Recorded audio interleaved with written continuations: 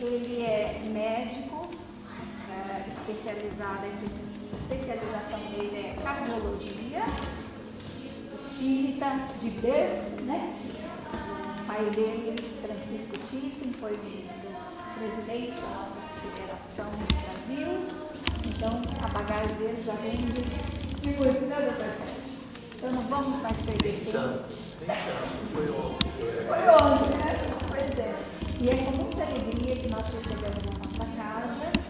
Eu já expliquei, né, que será falando por 45 minutos, depois fazemos intervalo e damos continuidade, fechando com perguntas e respostas, né? Então, seja muito bem-vindo à nossa casa.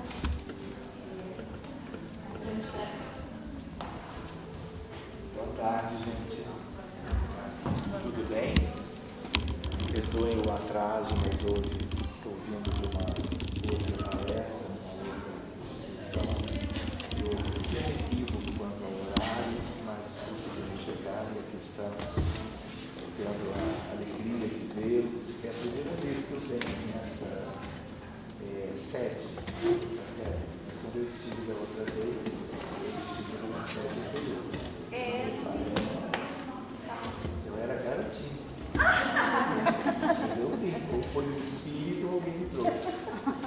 Mas enfim, queria agradecer a Beth, o convite amoroso, a possibilidade de estar aqui com vocês, de estarmos estudando juntos. E é o que nós vamos fazer, e é o que vocês fazem normalmente nas palestras, né? A respeito da doutrina espírita e daquilo que ela faz como que de fronteira com as outras áreas de conhecimento. Por curiosidade, a reunião anterior, minutos atrás, foi sobre a fronteira. De verdade, é o próprio Cristo, que esteve pertinho durante todos os labores da codificação carmeliana, estabeleceu contato direto com Kardec, não escrevendo Jesus, mas escrevendo Espírito de verdade. Nós todos temos a certeza de que todos os conteúdos doutrinários da base da codificação se prestam à revolução espiritual da humanidade, no sentido de, conhecendo o que é preciso conhecer, nós possamos progredir de verdade e sermos felizes no futuro, na medida que nós alcançarmos uma experiência nova de como vivemos o dia a dia num mundo chamado de provas e expiações. Então, esse tema, chamado Espiritismo de Transformações, nós poderíamos incluir muita coisa nesse estudo. Mas, na origem, ele foi um estudo previsto e pedido por uma determinada instituição, um evento, há alguns anos atrás, com a ideia de examinarmos clonagem humana, células-tronco, transplantes de órgãos e coisas do gênero. Claro, e a partir do conhecimento espírita, como lidar com estas coisas que estão ali. Né? Então, preparemos, porque não tem como nós vermos isso tudo sem que nós estejamos vendo algumas coisas mais técnicas. Mas aí nós vamos aprender juntos, vamos ver as questões espirituais no âmbito desses aspectos e vamos fazer uma espécie de cenário. Né? E esse é um tema que tem muito a ver com isto. Né? Eu não sei a base de vocês, mas esses são nomes definidos que as pessoas falam muito hoje em dia, já há muitos anos, e que tem a ver com o progresso da humanidade. E a partir disso, tudo que a humanidade progride repercute mais cedo ou mais tarde na vida de todo mundo. Não é? Não vai repercutir de imediato no nosso dia a dia, logo a seguir. Mas nós precisamos conhecer essas coisas, seja para a vida atual, seja para quando nós voltarmos, que essas questões continuarão se desenvolvendo e continuarão sendo visitadas pelo ser humano desde as escolas primárias, como a gente pode entender. Então, entrando propriamente, hoje é 7 de setembro, lá no Brasil, tem algo especial, não é verdade? Muito bem, é o dia da independência. Um carinho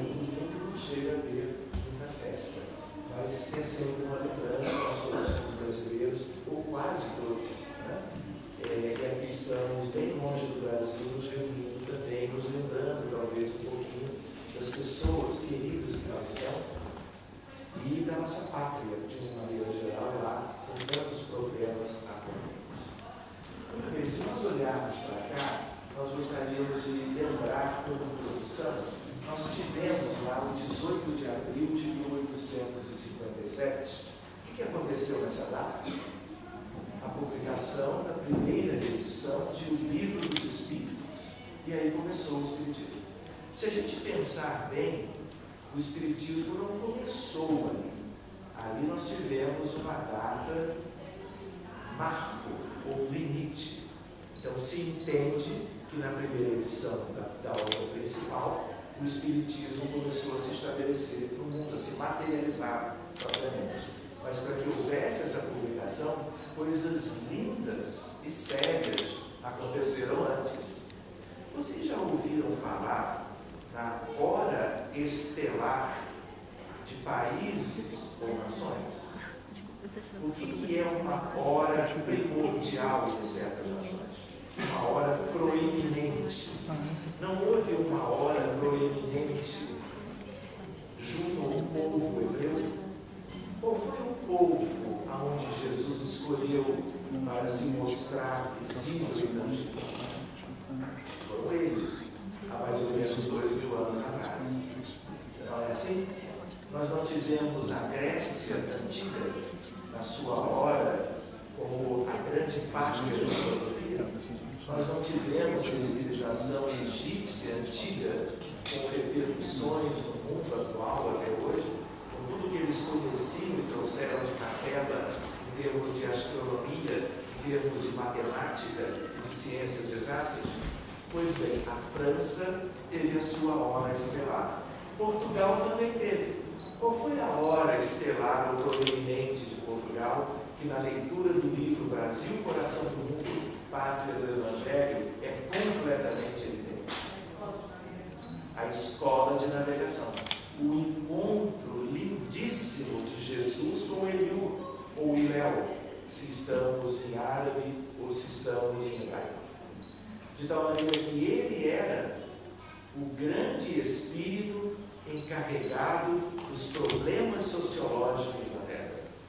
Ele foi aquele que criou no passado a mais importante escola de estudos bíblicos, junto de uma outra.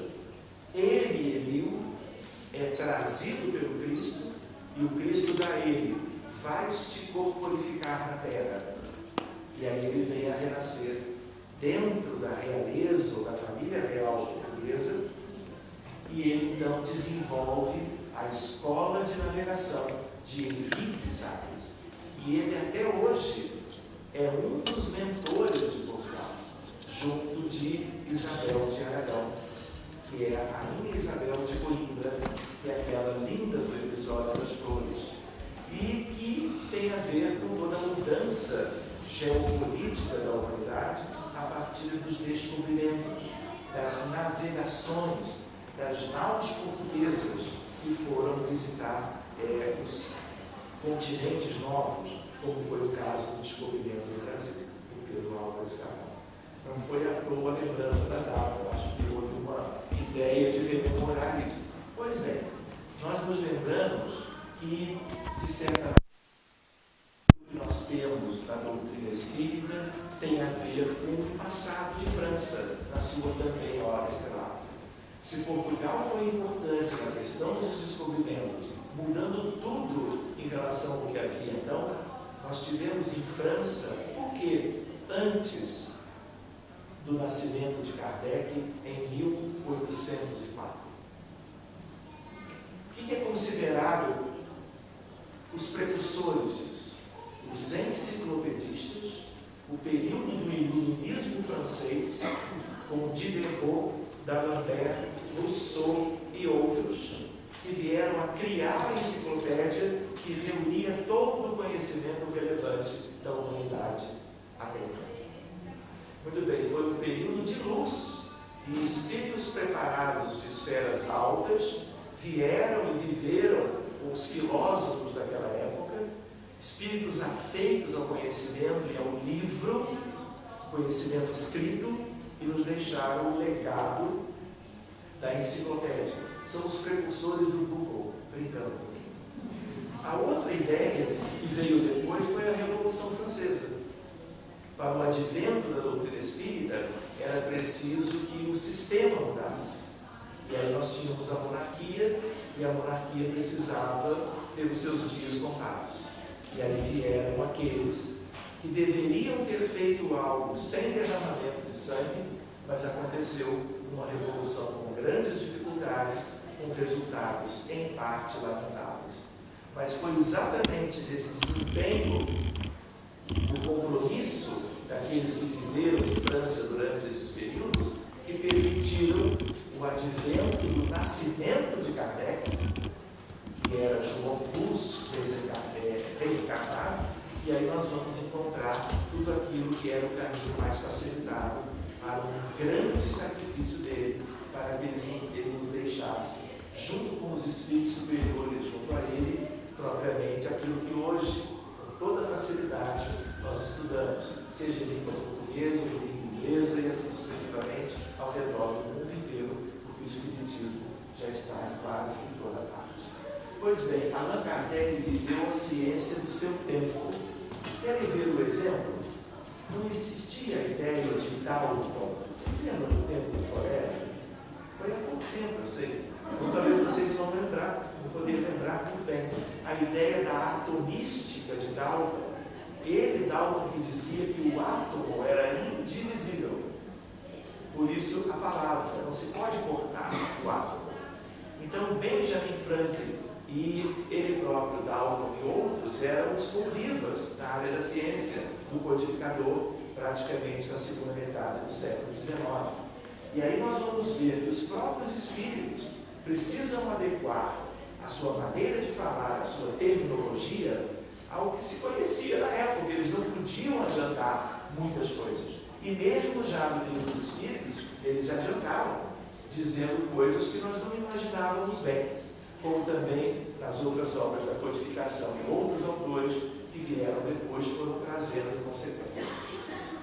De tal maneira que hoje, por exemplo, nesse mesmo domínio das questões microscópicas, hoje nós poderíamos dizer do infinitamente pequeno, não só no limiar do século XIX para o XX, o átomo foi devidamente aberto. E aí, perto de 1900, 1910, nós vamos encontrar prótons, nêutrons e elétrons, que nós já estudamos um dia, ou pelo menos já ouvimos falar, que tem a ver com a subdivisão do átomo. A ciência continuou progredindo, e hoje nós falamos em termos de quarks e leptons. Quarks, leptons e gluons. Ouviram falar nisso? Talvez um ou outro tenha ouvido, mas as crianças de hoje já veem dessa forma. E muitas vezes chegam em casa falando disso, os pais o quê? Aí vão logo no Google, no computador, para se atualizar, para acompanhar os filhos e netos. Enfim, a ideia é de que o conhecimento avançou sempre. A ideia de que o Espiritismo é uma doutrina de revelação. E uma ideia linda era de coisas que nós não conhecíamos, e a espiritualidade toma, é assim, aprende, assimila, lide com isto da melhor forma, porque grande parte do contexto dos encarnados já é constituído de pessoas que saberão lidar e vão aproveitar-se do conhecimento novo e vão conduzir os demais propriamente para mais adiante. Muito bem, temos a honra de receber as meninas. Estavam cantando agora tudo, embalando o nosso estudo. Dá vontade de ir para lá. Enfim, a ideia, portanto, de uma revelação que foi nos trazendo aspectos, e era de se imaginar, se os encarnados evoluem em ciência por eles mesmos, essas revelações importantes, elas têm que se afinizar com o passar do tempo, com as coisas que o ser humano, sozinho, ou nos seus laboratórios de pesquisa, esse ser humano foi conquistando naturalmente. Não pode haver defasagem, porque senão algum está errado. Ou é um plano espiritual que revela, ou é um mundo humano comum dos encarnados que se equivocou. Mas para as questões mais importantes tem havido o quê? Um ajuste, tem havido propriamente uma integração. E isto vai permitindo que nós avancemos, lidando com as coisas que vêm daqui e lidando com as coisas que vêm do mundo espiritual, de cientistas de lá, de pessoas que detêm o conhecimento, que são chamadas e trabalham na equipe espiritual do próprio Cristo. Você não tem ideia? Nós, quando estamos encarnados, nós temos, na verdade, todo mundo junto. Nós estamos na superfície. Ganhou um corpo físico, fica na mesma região, seja em qualquer topografia do entorno da Terra. Pode ser aqui em Londres, pode ser lá no Rio de Janeiro, pode ser em Nova York, em Buenos Aires ou em Auckland, em New Zealand. Seja como for, a ideia qual é? Reencarnou é na superfície, mas os desencarnados não vivem juntos. Como é que os desencarnados vivem? Em esferas. Isso já é conhecido há muito tempo e a espiritualidade só como que reitera que é assim. Até porque mesmo sem ela, os médiuns percebem essa hierarquização, essa estratificação do mundo espiritual. Então, o que é a nossa vizinhança aqui? No mundo espiritual, a turminha do lado, quem é? É a turminha do umbral médio. Então, nós estamos imersos no umbral. Posso explicar? Se nós, se nós estamos em Londres, talvez estejamos no umbral médio de verdade. Mas na vizinhança dos encarnados, que estão em certos países de África, ou que estão propriamente na Palestina, ou que estão certamente em alguns lugares, aquilo que é a vizinhança deles pode ser um plano mais difícil, que nós chamamos de umbral inferior. Brincando, aonde que o tio André, lembra dele, aquele nosso lá? Aonde que ele foi viver logo que ele desencarnou numa tentativa de tratamento cirúrgico de um câncer de colo? E ele foi direitinho lá para baixo. Era médico, não adiantou. Fez algumas coisas erradas, era uma pessoa muito instruída, membro da Academia Carioca de Letras, por isso ele tinha facilidade para escrever as obras que escreveu. Pois bem, apesar disso, por questões morais, a lei, que é uma lei muito simples, da própria física, ela o leva para baixo. Porque o perispírito, quanto mais denso ele é, mais ele é atraído pelo campo gravitacional da Terra. E aí ele foi para o grau inferior, ficou lá um punhado de anos, até que ele ora a sua mãe e a Deus, e as coisas começam a mudar, e a história vocês todos conhecem, não é verdade? Seja porque leram um livro, que era o mais certo, seja porque deram uma olhada no filme, que era para ganhar tempo e ter uma ideia panorâmica em seguida. Mas o livro é muito mais importante do que o próprio filme, e ela os dois, porque um complementa o outro, né, com as imagens e tudo mais. Pois bem, aonde que é nosso lar? É em cima. Dizem até que é em cima da cidade do Rio de Janeiro, como existem colônias em cima de todas as cidades importantes. E quanto menor a colônia, menor o que tem embaixo, guardando sempre uma relação entre uma coisa e outra. Mas nosso lar é uma esfera muito alta? Não é. O que diz no livro? Umbral. Só que um grau superior. E não é verdade que quando vocês que leram a obra faziam a leitura, vocês não sonhavam de viver ali? Quando eu morrer, mas todo mundo sonhou. Não é? Não começaram a fazer pedidos? Gente, a FEB publicou 2,5 milhões de exemplares do livro. Em pouco mais de uma semana, 2,5 milhões de pessoas, espíritas e não espíritas, assistiram o filme. Foi um bombardeio de pedidos a nosso lar. Nosso lar não conhecia a palavra puxadinho. Você sabe o que é puxadinho? Ele também não sabe. Puxadinho é quando vem mais alguém que perdeu a condição de de morar num certo lugar, e aí pede emprestado na casa de alguém da família ou de alguém conhecido para construir um puxadinho, certo?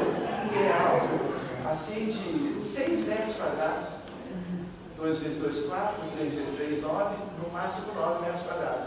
E a espiritualidade diz, olha, a colônia está com a sua ocupação máxima. E aí, puxadinho, os espíritos superiores tiveram que estudar o que era puxadinho. E aí, o que é isso? E aí eles começaram. A tia, qual é a tia? Quem é a ministra da colônia? Veneranda. Quem era um espírito lindo e humilde que varria a câmara de retificação dos dejetos dos doentes levados para lá. Como se chamava ela? Narcisa. A Ana lembrou. E é Narcisa que fala de Veneranda.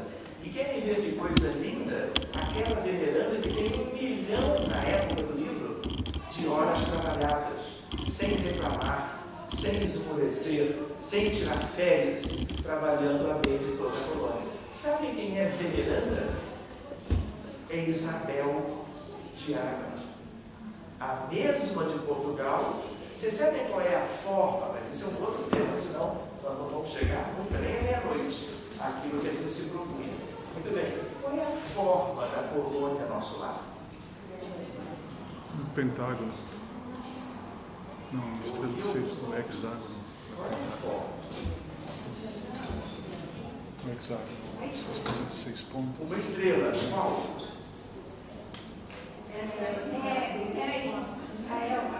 A estrela de Davi. Mas se a gente for explicar e ver os detalhes, por quê?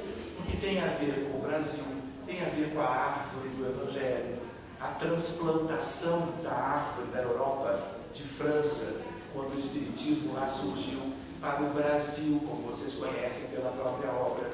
E a ideia de que árvore é algo que tem a ver com raízes, o tronco e a copa da árvore. As raízes de tudo isso são as raízes do Antigo Testamento, do judaísmo, dos grandes profetas de outrora, que alguns deles voltam e renascem e vão viver o colégio apostólico junto a Jesus. Mas esse é um outro tema para 2015, ou 16 ou 17, no mais tardar. Então vamos voltar para a ideia que nós estávamos buscando em relação às questões que nós precisamos examinar. A ideia de que houve todo um avanço da ciência comum, todo um avanço da ciência espírita e algo que tem a ver com a doutrina espírita como doutrina de revelação da verdade. Muito bem, a hora estelar de França, tudo começou ali, com a ideia do iluminismo francês, da Revolução Francesa, em 1789, no 14 de julho, a queda da Bíblia, e a ideia de algum tempo depois do nascimento do codificador. Pois bem, a ideia que nós precisamos examinar. Temos lá a ideia da capa francesa do Livro dos Espíritos, o codificador, mas vamos adiante também. Mundo contemporâneo e transformações. Não era esse o tema? Espiritismo e transformações? Muito bem, que transformações são essas? Nós podemos pensar em várias. As mais importantes não são essas, são as internas, pessoais, espirituais, e tem a ver com o progresso moral que nos falta fazer individualmente. Então, nós estamos falando agora de transformações gerais. Se eu buscar aspectos da física, existe uma física clássica e uma física moderna. O mundo todo progrediu pela mais fantástica revolução que nós tivemos no mundo mais recente, a partir da ciência comum, que é a ideia da mecânica quântica, da teoria da relatividade, e desse conjunto de 2 itens, aquilo que nós chamamos de física moderna. A partir disso, nós temos computadores, celulares, sondas que viajam para fora do sistema solar, e uma série de questões que se entrelaçam com as outras ciências, como nós vamos ver daqui a pouco. Dimensões extras. Já ouviram falar disso? Normalmente a gente pensa e vivemos em 4 dimensões. 3 cartesianas, X, Y, Z e mais o tempo, a evolução temporal. X, Y, Z, vírgula, T. Muito bem, é a nossa maneira de viver. Nós que vivemos no mundo como ele é, a Terra, como sempre foi e continua sendo, distribuído em volume num sistema tridimensional cartesiano. Pois bem, a ideia que se tem hoje de que existem 11 dimensões e não apenas 4. O que são as outras 7? A ciência mesma vai precisando caminhar para entender. Provavelmente nós vamos chegar a questões inimagináveis para aqueles encarnados que se debruçam nesse conhecimento para conhecerem melhor as leis do universo. Não é verdade?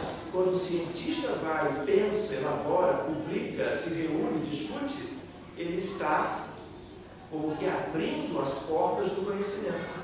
Mesmo que ele seja o grande artífice disso e pioneiro, ele depois imediatamente distribui e passa a ser patrimônio da humanidade como um todo. Verdade? Pois bem, dimensões extra, teoria das cordas, buracos de minhoca. Parece um buraquinho de minhoca do terreno baldio, do pátio de uma casa qualquer, mas não é. Nós estamos lidando com coisas majestosas da realidade do universo. E que os seres humanos, especialmente físicos, astrônomos, estrelas, existem na Via Láctea, na contabilidade da semana passada. E planetas gravitando em torno de quase todas elas, chamados exoplanetas, porque de fora, estão fora do sistema solar.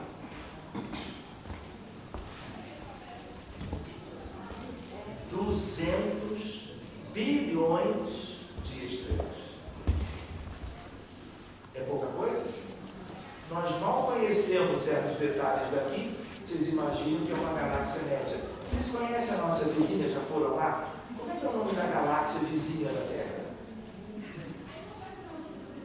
É possível que o espírito demora um pouco mesmo assim. Encarnado, desdobrado, ou desencarnado, mais fácil ainda. Como é isso? Como é que se chama a vizinha? Andrômeda. É um nome conhecido, mas que a gente não ligava bem a ideia de que ela fosse a nossa vizinha. Alguém faz ideia? Quantas estrelas? Coisa linda. É possível ir? Claro que é. Só que não é tão fácil e também depende da estrutura da alma, do espírito, que se desvencilhou da materialidade para poder fazer certos voos e percursos no universo sem fim. Mas aí eu pergunto, quantas estrelinhas ou sóis tem por lá? 1 trilhão. Ela é pelo menos 5 vezes maior do que a nossa. Enfim, a ideia qual é? A ideia de que se nós juntarmos todas as galáxias, todas do universo já conhecido, e nós temos 7 de estrelas já conhecidas, no chamado universo observável, o que acontece? Se nós buscamos isto, nós temos 5% do universo. Os outros 95% a gente chama de matéria e energia escuras.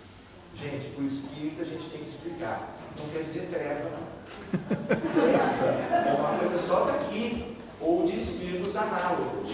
Em outros lugares não tem. Então chama de escura porque é uma coisa que não se sabe o que é e que não irradia como as estrelas irradiam, a matéria nossa irradia, o corpo irradia, a gente enxerga. Ninguém sabe o que é. Muito bem, grandes prêmios, virão com a descoberta do que é isso. E provavelmente as dimensões extras, os buracos de minhoca, os chamados buracos negros e as questões de matéria escura vão nos acompanhar definitivamente. Em que sentido? Nós podemos não nos inteirarmos disso na vida atual, mas dia menos dia, numa encarnação ou outra, isso será realidade. E aí nós vamos fazer uma ideia mais linda e melhor da vida divina, porque tudo isso é divino. E nós estamos como que procurando conhecer as coisas há 13,7 bilhões de anos atrás, quando houve o Big Bang, e uma espécie de uma grande explosão, que para alguns é o início de tudo, mas que para um outro viés teórico, que é o do universo eterno, foi apenas uma grande explosão, mas dentro de um processo muito mais antigo do que a gente podia supor. Muito bem, antimatéria, bóson de Higgs. Se a gente for por aqui, a gente não sai desse slide. É melhor a gente fazer uma ideia e deixarmos para examinar as fronteiras com a física e as revelações novas nesse campo, em outro momento, numa outra etapa. Supercondutividade com materiais que apresentam essa propriedade em altas temperaturas críticas, ITC. Vocês conhecem a ideia do trem de levitação magnética, o magnév? O que é isso? Prodígio que tem a ver com as bobinas supercondutoras. Na época da codificação não havia nada disso. Um trem como esse levita completamente. Você dá um impulso inicial, ele só para se você frear. Não tem nenhum contato com a superfície. E ele leva milhares de passageiros e ele viaja à velocidade de um avião. Um avião pequeno, em torno de 400 km por hora. Diminuindo as distâncias e favorecendo o progresso da humanidade. Diga, senhor. Existe um projeto de 3 da América. Da América vai passar muito pelo mar, verdade? Para poder chegar aqui. Mas nós vamos ver isso, os nossos filhos, eventualmente os nossos netos e assim por diante, que talvez sejamos nós mesmos retornando no futuro. Não é?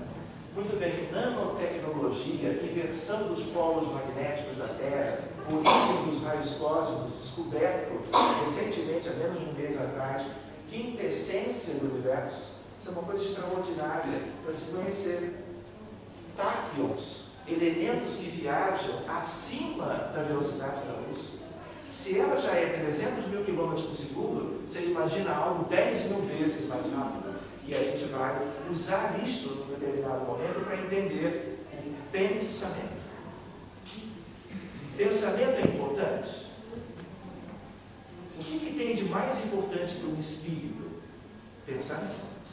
O atributo fundamental. Não é? O sentimento, memória, ideias, escolhas, tudo está relacionado com isso. Mas o pensamento é o elemento conhecido que identifica os filhos de Deus. É divino também. Quando a gente vê a questão dos táquions, nós temos para a transmissão do pensamento a ideia que André Luiz trouxe num dos seus livros, falando a respeito de quê? De que pensamento é radiação eletromagnética. Se é radiação eletromagnética, no máximo alcança no vácuo a velocidade da luz. Só que o próprio André Luiz fala a respeito de pensamento como elementos acima da velocidade da luz, que são chamados de táquions. Não existe a taquicardia, o prefixo vem daí. E a ideia de que para as questões de pensamento tudo é muito mais rápido e a ciência vem avançando e descobrindo como as coisas são. Essa questão é melhor a gente não ver, isso é algo também muito recente, tem a ver com ondas gravitacionais que foram geradas lá no Big Bang.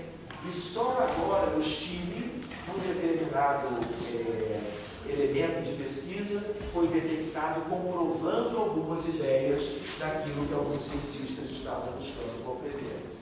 Olha aqui, ó, Scientific American, de um mês atrás, um artigo sobre cosmologia. Tem nada a ver com o espiritismo, mas tem tudo, se a gente pensar no sentido de que a gente quer conhecer e de que a gente quer se inteirar nas coisas. Olha a suposição do autor. É o Big Bang e tudo aquilo que veio dele uma miragem holográfica de uma outra dimensão? Ou seja, tudo aquilo que a gente acha que é o tudo é apenas uma miragem holográfica de algo que a gente não faz a menor ideia do que existe, que seja, e assim por diante. Ou seja, nós vamos precisando, vamos dizer, abrir cada vez mais a nossa maneira de entender. Conhece aquele tio? Esse é o tio Einstein, alguns chamavam de Albert, por motivos óbvios. Muito bem, a ideia se coloca, isso aqui é uma publicação recente. físicos chineses medindo a velocidade que Einstein não entendia como podia ser tão impressionantemente alto. E eles, em experimentos em certas regiões da China, descobrindo a ideia de algo 10.000 vezes mais rápido do que a luz. E isso está à disposição para que a gente entenda, compreenda e talvez um dia isso tenha uma utilidade, um sentido, talvez associando com algumas questões nossas. Mas chegando naquilo que nós tínhamos imaginado, se nós virmos alguma interface com as questões de uma ciência mais básica, né, que é a física é a mãe das ciências. Qualquer coisa que você pense, chega na física. De tal maneira que a gente pode dizer que Deus é físico. Porque para ter criado tudo o que criou com a sua equipe, ele tem que ter estudado isso tudo e muito mais do que a gente pode imaginar. Mas olha lá, clonagem humana, transplante de órgãos, embriões congelados, células-tronco, veste robótica ou corpo virtual. Não é? Como é que é o nome daquele filme? E o pessoal ia visitar lá longe, vestia de azulzinho? Avatar. Eu não trouxe a foto, mas eu fui até lá. Como é que é o nome do lugar? Pandora. Pandora. Não é? Tirei umas fotos e depois tenho até registrado uma outra palestra. A partir daí, vocês lembram aquele personagem se levantando, ele não podia sair daquela situação de repouso? A ideia da avatarização, permitindo que pessoas possam, antes paralisadas, vestindo isto que é um prodígio da ciência, da engenharia e da física, voltando a ter uma vida que se aproxime de uma vida normal, também uma conquista da medicina e da humanidade. Projeto Genoma Humano, toda a carga genética da criatura humana devidamente especificada já há alguns anos, criação da vida, cirurgia genética, comunicação com pacientes em coma, lindo isso, também recente, mini órgãos humanos por clonagem, neurônios espelho de autismo, tudo isso já existe. E nada disto havia a questão de mais de um século e meio atrás. Tudo isso é conquista recente, por avanço da própria ciência. Nós não vamos poder ver tudo, a não ser que a Beth autorize que a gente se mantenha em estudo até meia-noite. Aí eu controlo direitinho, a gente estuda um pouco de cada coisa. Pode ser? Deixa eu uma próxima vida. Nós temos agora um aparelho de cérebro acontecendo, né? temos. E é maior que o genoma. Em certos termos em um certo sentido mas o investimento é parecido. No sentido de conhecer como é que ele funciona. E ainda assim, é o cérebro físico, quando animado pelo cérebro espiritual. Claro que mesmo assim virão coisas extraordinárias, aí como já tem surgido.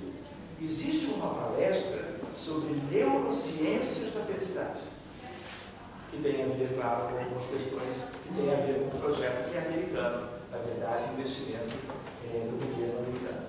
Se a gente pensar na evolução da medicina, alguém tem ideia de como a coisa começou? Quem é o verdadeiro pai da medicina? E até a ideia do genoma e do DNA, a ideia do simbolismo da peste negra na Europa, a penicilina e as vacinas, a ideia propriamente de enfermarias medievais para cuidar de doentes. Quem é este? Que seja importante para nós hoje. Ele é egípcio. Se fosse grego, seria Hipócrates, como o pai da medicina. Mas ele era médico e era filósofo. Como é que era o nome dele?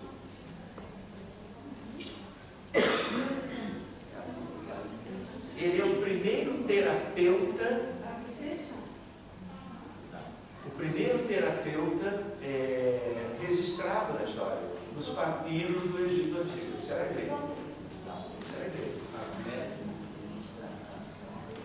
Eu vou prometer uma caixa de bombons para quem acertar, mas vai demorar mais tempo e no fim da nossa primeira conversa nós vemos quem chegou a ele. É um tio muito importante, porque ele fazia coisas que com certeza ele trouxe de uma outra realidade. E ele foi como que um pioneiro em demonstrar as possibilidades de curar as pessoas.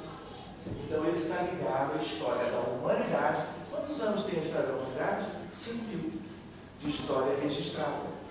De tal maneira que a história da medicina se confunde com a história da humanidade. Sempre tivemos doentes, sempre tivemos terapeutas, de um certo modo, tentando aliviar o sofrimento das pessoas. Mas vamos adiante, e apesar de coisas tão antigas, essa é uma foto que, por causa da qualidade, não ficou bem, mas estamos aí com a enfermaria de Serra Leoa, ligada ao vírus Ebola. Temos doenças muito antigas, e ainda por cima temos doenças novas, que nós nem supunhamos que pudessem se somar àquelas que nós já tínhamos. Enfim, desafios que estão por vir. Clonagem, existem os tipos diferentes. Como se obtém um clone? Clonagem dos dois tipos, reprodutiva e terapêutica, e questões éticas. O que o Espiritismo tem a dizer com isso? No Espiritismo, propriamente, na base kardeciana, nós não vamos encontrar com isso. Porque isso tudo veio depois, muito tempo depois. Mas com espíritas e com a mesma base dos livros de Kardec e outros, nós vamos tendo elementos para lidar com essas novidades e conquistas da ciência humana, que são respeitáveis, que a princípio buscam algo que favoreça a humanidade. E aí nós temos que buscar uma espécie de um consórcio em relação às duas frentes de doutrina. O que é clonagem?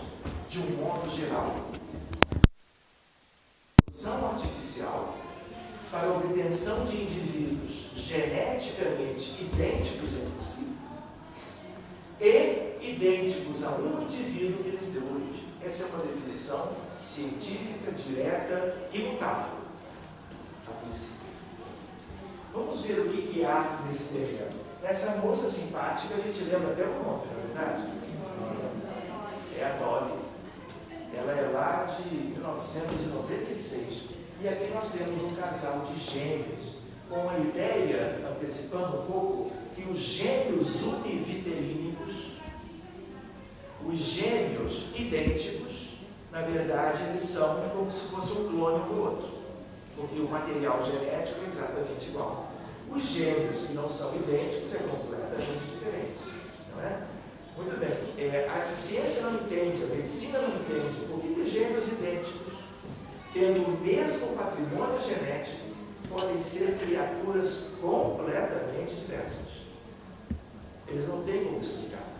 Não leram a codificação, não leram Emmanuel, André Luiz, Humberto de Campos e tantos outros. Vão ler um dia. Mas há uma série de desafios, como os fenômenos de fase móveis, como outros fenômenos que talvez antes da meia-noite a gente consiga abordar. Muito bem, será só um processo artificial? Nós nos referíamos assim, mas as hidras, as leveduras e as plantas podem se reproduzir de uma maneira sexuada, assexuada no caso, para originar novos seres. Eles são idênticos. Então é um processo muito monótono, que as coisas vão continuando simplesmente, nada tem a ver com o ser humano, com o corpo humano, com a vestimenta corporal. Olha lá, a Dolly em 96, mas tudo começou lá atrás, há mais de um século. E aí nós tivemos aqui em 2001, no outro extremo, o primeiro chimpanzé que veio a partir de clonagem. Clonagem não é um método recente, olha lá, girinos, clonagem de ratos através de células embrionárias, ou seja, ninguém aqui era nascido. Não é verdade? Pelo menos quase ninguém, um ou outro, talvez. Verdade? Muito bem, então todo esse restante veio depois. Olha lá.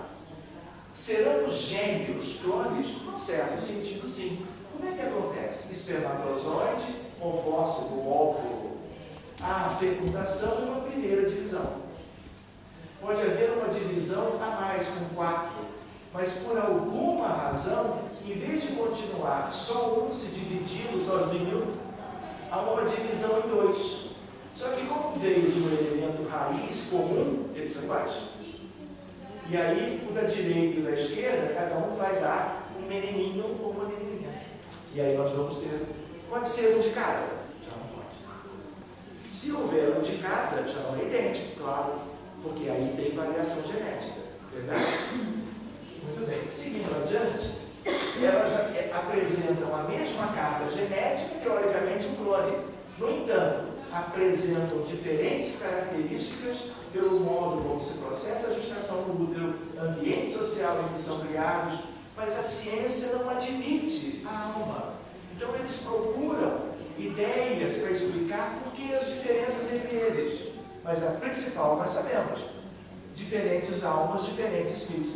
Vocês acham bacana dividir o corpo em dois aqui, não é verdade? Você acha que dá para dividir a alma? Como é que vai fazer? Direita, esquerda, cima e baixo? Não dá.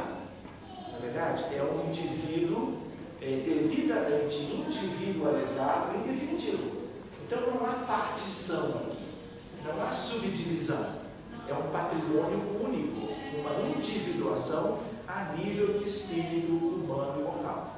Verdade? Então, só para a gente ir se encaminhando. Olha que gracinha na revista Time de um tempo atrás. Qual é a ideia? Olha a manchete da revista, dois iguais, um olhando para o outro, e a ideia, a clonagem humana está mais perto do que você pensa. Todo mundo comprou a revista. Por uma série de motivos. Muita gente pensa em clonagem humana reprodutiva, que é um dos aspectos da lei da terapêutica, com a ideia muito fantástica, né, de criar alguém igual a ele. Em vez de pensar de uma maneira comum, pensa de uma maneira extraordinária. E aí, achando que não tem alma, porque tudo vem da genética e da biologia, imaginam, o processo vai dar certo um dia. Ele está muito longe disso. Mas o que a gente sabe de antemão quando der certo? O que é a espiritualidade superior? O que o Ministério da Reencarnação, a exemplo de nosso lar, vai fazer quando a ciência humana, eventualmente no futuro, vencidas todas as barreiras quase intransponíveis hoje, ela conseguir a clonagem desse modo? Vai encaminhar para ali o quê? Ponto escrito. Assim como faz no mesmo útero quando eu tenho gêmeos uterinos. Não é? Então não vai ser possível uma pessoa clonar a si mesmo. O que ele vai clonar seu é o corpo, ele vai ser uma cópiazinha, não é? Que vai crescer e talvez fique parelho do ponto de vista de observação em relação à condição do seu próprio doador do material genético. Mas a alma é outra coisa. E nós vamos aprender, quer dizer, pensando em termos do ser humano mais comum que não detém o conhecimento espiritual. A ideia de que isso vai avançar, o espiritismo vai avançar em todas as direções como vem fazendo, até o ponto de que ninguém vai querer clonar a si mesmo, mesmo tendo condições eventuais técnicas para fazê-lo. Porque vai saber que não será ele que viverá novamente, não haverá uma continuação dele. Existem coisas incríveis que você acha em qualquer lugar. Na literatura é um tanto fantasiosa. A ideia de se deixar a herança somente para aquele que seja a sua continuação desse nome. Existem pessoas que estão congeladas nos Estados Unidos há 60 anos, porque queriam uma imortalidade, estão tentando conseguir isso, congelando o corpo. Sabe lá onde está o espírito, né? Vendo tudo aquilo acontecer e não podendo se manifestar, pelo menos por aquele corpo. Né? Então tem muitas questões interessantes aqui para nós examinarmos. Perdoem-me um determinado aspecto desta imagem, mas ela não é complicada. Feita no Brasil, ela foi feita num outro país de língua portuguesa. Como é que é a clonagem humana? Imagina que esse moço quer o clone dele. O que ele faz? Algum pesquisador tira uma célula da sua pele, da sua tireoide, do seu fígado, de onde for. Nessa célula vai ter um núcleo, e no núcleo de todas as células de todo mundo está todo o patrimônio genético da pessoa. Então, se ele quer uma cópia, isso tem que entrar no contexto. Pois bem, ele vai em busca uma doadora de óvulo. Isso é fácil de encontrar a preços módicos. De tal maneira que você retira propriamente o óvulo de uma senhora. E aí o que acontece? Pega o óvulo e tira o núcleo, porque o núcleo do óvulo dela tem um material genético dela que não está interessando para ele, nem para os pesquisadores. Pois bem, retirado esse núcleo, fica o óvulo anucleado, porque sem núcleo, com um buraquinho à espera. E o que você vai colocar aqui? Você não tirou o óvulo dele do material genético, põe para cá e virou um óvulo modificado. E isso se faz em laboratório sem dificuldade nenhuma nos dias atuais. Pois bem, aí o que acontece? Isso aqui é como se fosse um óvulo fertilizado pelo espermatozoide. Só que não foi através da situação natural. Em vez do patrimônio genético vir pelo espermatozoide, que fecunda o óvulo, veio direto do núcleo de uma célula do proprietário. E aí nós vamos encontrar o quê? A mulher chocadeira. É um termo que não cabe em nada disso, mas que alguém mudou uma vez e nesse slide ficou. Quem é essa mulher? É outra, ou a mesma, em geral outra, que terá que entrar no processo para receber o embrião com poucas divisões celulares. Isso vai para o útero e ela vai, se tudo correr bem, vai o embrião se desenvolver no feto, a vida fetal progredir e o feto, alguns meses depois, vai nascer. E aí nós temos essa criança, ela tem o mesmo patrimônio. É como se fossem gêmeos, só que em gerações diferentes. Gêmeos do mesmo período. Muito bem, olha quem alguém já perguntou. Perguntaram em entrevistas interessantes vinculadas à BBC, inclusive. Olha lá, é possível criar homens super inteligentes? O que o espírita responderia? Você pode tentar, mas a inteligência é patrimônio de quem? A gente espreme o cérebro para ver, aperta ali os neurônios para ver se transborda a condição intelectual da criatura. É assim que funciona. A gente sabe que não é. De onde vem a inteligência? Atributo da alma ou espírito, encarnado ou desencarnado. Não é assim? Muito bem, então nós podemos fazer o que for, no sentido de obter uma clonagem humana reprodutiva, vamos dizer. Quem vai viver ali? Uma alma. A alma que a espiritualidade escolher, como sempre foi. Só que agora o corpo está sendo gerado de um outro modo. Mas a ideia é a mesma. Quem é a verdadeira essência da vida é a alma imortal. É ou não é? Mas Emmanuel lembra, numa das suas obras, ele diz: a grande esquecida da humanidade. Vocês acham que o mundo anda vivendo pensando em alma? Aquisições morais, evolução espiritual, ética. Como é que nós estamos vivendo? Uma era de grandes dificuldades ainda. É ou não é verdade? Pois bem, eu deveria ter umas histórias amenas para contar, não é? Mas eu estou olhando lá no relógio, estou tentando controlar o tempo um pouquinho, mas vivemos um mundo de provas e expiações. E as guerras se multiplicando pela parte, gerando sofrimento de conjuntos imensos de pessoas iguais a nós. Que tem corpo, que tem alma, que tem preferências, cultura, que tem toda uma história espiritual e humana, e ainda assim estão sendo tratados de uma forma muito mais violenta do que se poderia pensar até para com animais, para quem nem deveríamos agir também desta forma. Enfim, mas nós vamos ver outras coisas mais interessantes depois. Possivelmente sim, olha o que a doutora respondeu. Embora não se saiba ainda o suficiente sobre genética humana para melhorar as pessoas. Mas o melhorar que ela diz é no sentido da pergunta, em termos intelectuais. Não vai saber nunca. Por quê? Porque uma coisa a gente precisa lembrar, a genética tem a ver com o corpo físico, com a biologia humana, com a parte de matéria densa. que ela é sempre quem vem a reboque do espírito. Não é assim?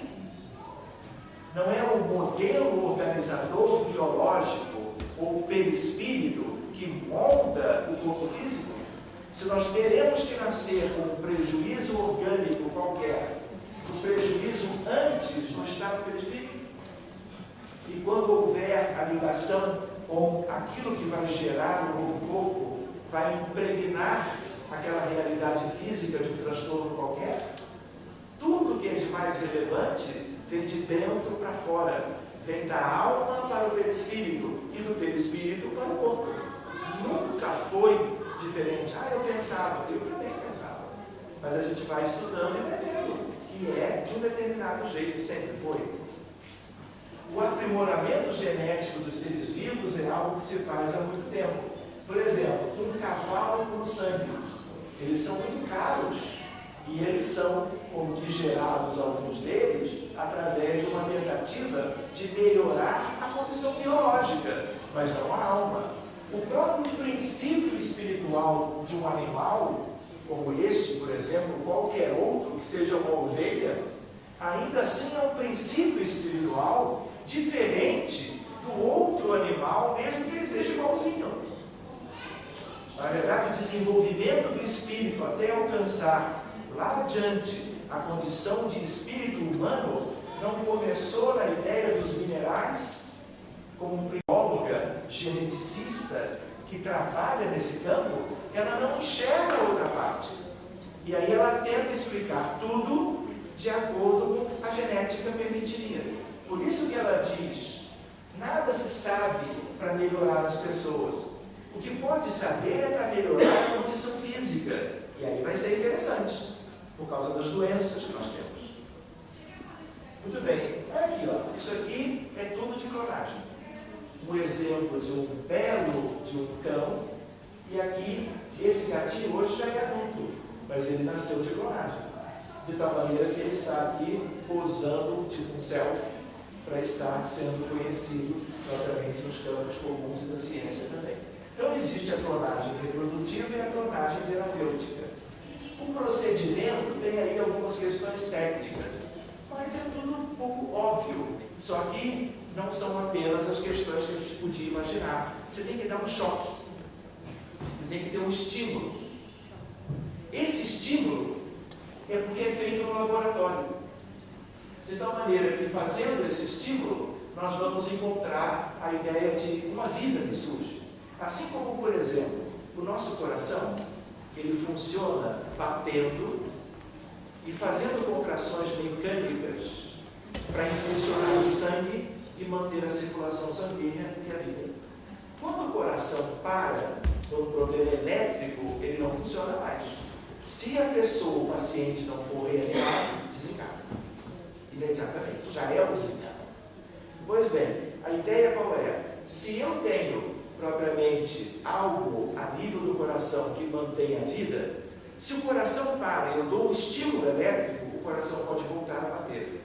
Se alguém faz uma cirurgia cardíaca de revascularização do miocárdio e, portanto, de ponte de safena, como também se diz, o coração tem que parar, em geral, para poder costurar as artérias coronárias bonitinho para não dar problema e para vencer o problema do entupimento das artérias nativas. Pois bem, o coração é feito, toda essa cirurgia, com ele parado. Quando ele vai recomeçar, você cria as condições para ele voltar a bater. E aí você estimula ele. E aí ele volta a bater. Muito bem, então você tem que estimular artificialmente aqui como lá. Você tem que estimular também. Por quê? Porque aqui, nesse caso, não tem o modelo organizador biológico para funcionar e fazer a coisa funcionar novamente de imediato. Então tem que vir o estímulo de fora. Mas isso não é tanto para nós. O que é clonagem reprodutiva? Tem como finalidade a obtenção de um ser idêntico ao outro. Então nós temos que pensar em duas coisas aqui. Uma clonagem reprodutiva apenas para criar uma cópia de alguém, que é algo completamente sem sentido, pelo menos em leituras dos dias atuais, da nossa maneira de conceber as coisas. Mas existe uma clonagem reprodutiva ligada a casais inférteis. em que a manipulação de laboratório funcionaria para tentar aquelas medidas que ensejariam o nascimento de uma criança, para, vamos dizer assim, somar na vida familiar, já que não houve possibilidades de outra forma. Como é que se procede? O embrião é obtido da transplantação, lembra daquele núcleo, aquela mesma história, só que agora a nível humano. Que aquela figura que nós vimos é mais ou menos ali. De tal maneira que você tira o núcleo, põe para cá, tira para lá e coloca para desenvolver no laboratório. Olha a técnica da clonagem. Olha o óvulo que não foi fertilizado, porque se fertilizou, já vai nascer.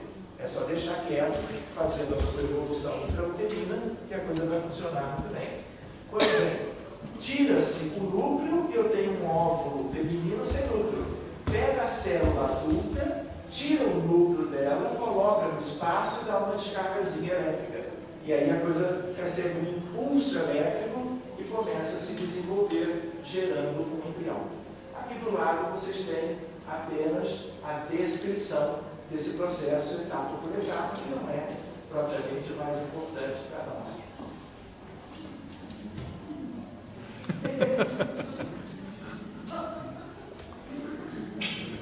Tudo bem, seguindo adiante, quando é que pela primeira vez se pensou em fazer clonagem reprodutiva? Quando isso aqui aconteceu. E aí, como conseguiram fazer de animais, começaram a pensar se não seria uma maneira de trazer para os casais aquilo que todos os outros métodos não conseguiram. Então ficou como uma alternativa, de certa maneira, uma alternativa até hoje. Mas vejam só, a menina Dolly, ela só nasceu depois de 247 tentativas que fracassaram. O que aconteceu? Descartaram. E tinha vida ali.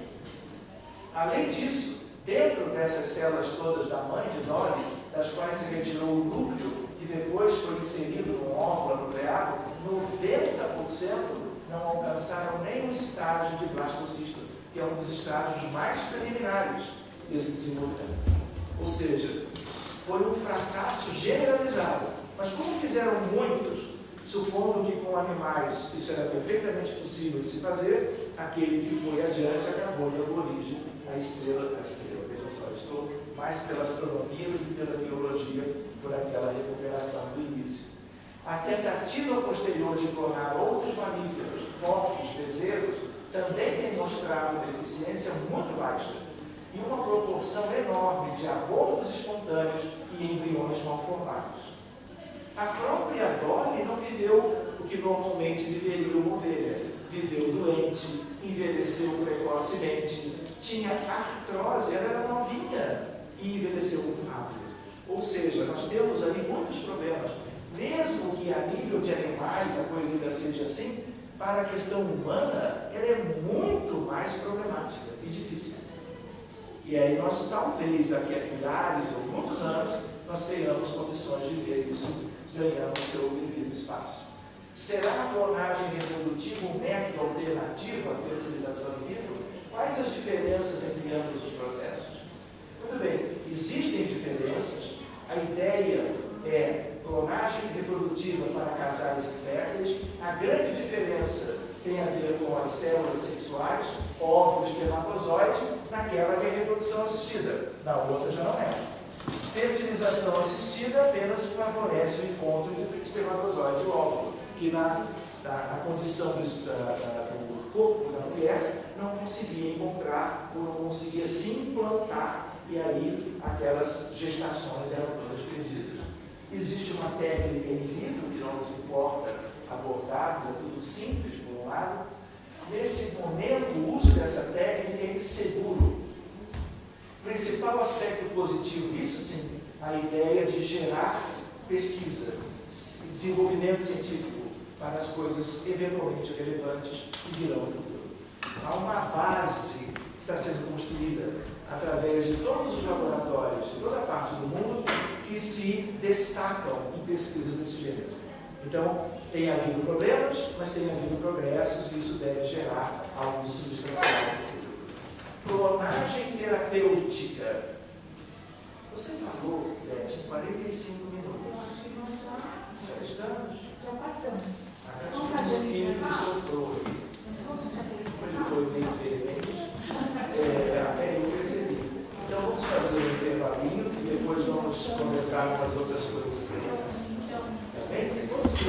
errado,